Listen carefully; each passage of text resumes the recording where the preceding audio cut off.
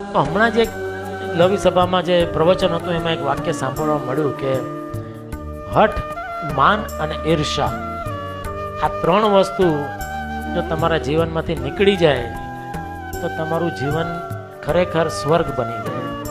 કે બધો જે પણ કજીયો છે આ ત્રણ વસ્તુને લઈને છે.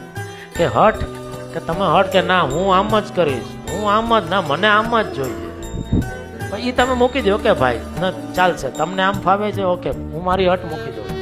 માન, લગભગ બધા પ્રશ્નો માન, કે મને ઓલાએ બોલાવ્યો નહીં, મને અહીંયા બેસવાનું કીધું નહીં, મને ખુરશી આપી નહીં, મને હું પાછળ બેસું, હું આટલો મોટો માણસ ને હું ચોથી રોમાં પાંચમી રોમાં બેસું. જો એ તમારામાંથી નીકળી જાય તો એ તમને પ્રશ્ન તમને, કારણ કે એ વિચાર આવે તો તમને એ તમારી અંદર એ બધા દુઃખ પ્રવર્તે. અને ઈર્ષા, કે હંમેશા માણસ દુઃખી થતો હોય છે બીજાનું જોઈને.